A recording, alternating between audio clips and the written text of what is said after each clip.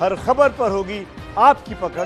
Download कीजिए ABP live app. अगली खबर यूपी से है। यूपी पुलिस ने 10 अगस्त को बुलंदशहर में टॉपर बिटिया सुदीक्षा भाटी की मौत का केस सुलझा लेने का दावा किया है।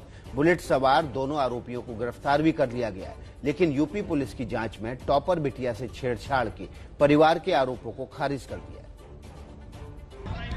बुलंदशहर पुलिस की गिरफ्त में आए चौधरी दीपक सोलंकी और राजू, यही वो दोनों आरोपी हैं जिनकी वजह से चली गई टॉपर बिटिया सुदीक्षा भाटी की जान। ये वही आरोपी हैं जिनकी बुलेट मोटरसाइकिल पर जाट लिखा हुआ था। 10 अगस्त को इन्हीं की बुलेट मोटरसाइकिल से टक्कर के बाद एक होनहार बिटिया इस दुनिया से चली गई।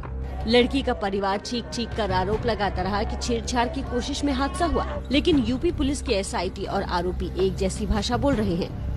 हमारे आगे ऑटो आया, ऑटो के आगे बुग्गी, ऑटो वाले ने ब्रेक मारे, हमने भी तुरंत ब्रेक लिए। पीछे से आके सुदीक्षा वाली बाइक हमारी बाइक में टकरा गई और वो गिर गई। तो कोई छेड़छाड़ की जो आरोप नहीं, ये सब गलत है। जांच के दौरान हमें छेड़खानी के संबंध में कोई साक्ष्य नहीं मिला। एक घटना विशुद्ध रूप से एक दुर्घटना की घटना पाई गई। मौके के चश्मदीद मिले हैं। एक बुग्गी की वजह से एक ऑटो रिक्शा, एक टेम्पो जो है उसके पीछे आकर अकस्मात रुकता है।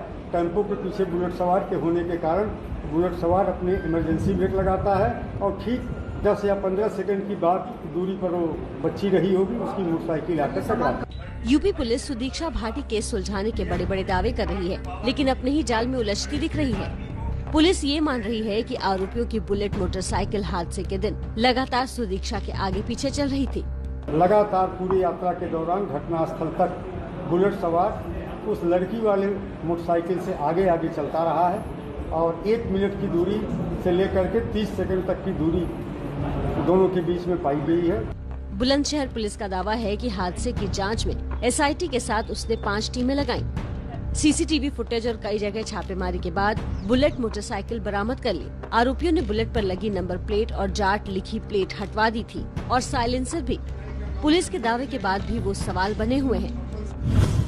आखिरकार लगातार बुलेट सुदीक्षा के आगे पीछे क्यों चल रही थी? अगर ये साधारण हादसा था तो आरोपी हादसे के बाद रुके क्यों नहीं? सुदीक्षा को अस्पताल पहुंचाने में मदद क्यों नहीं की? और सबसे बड़ा सवाल, हादसे के बाद साक्ष्य मिटाने की कोशिश क्यों करते रहे आरोपी?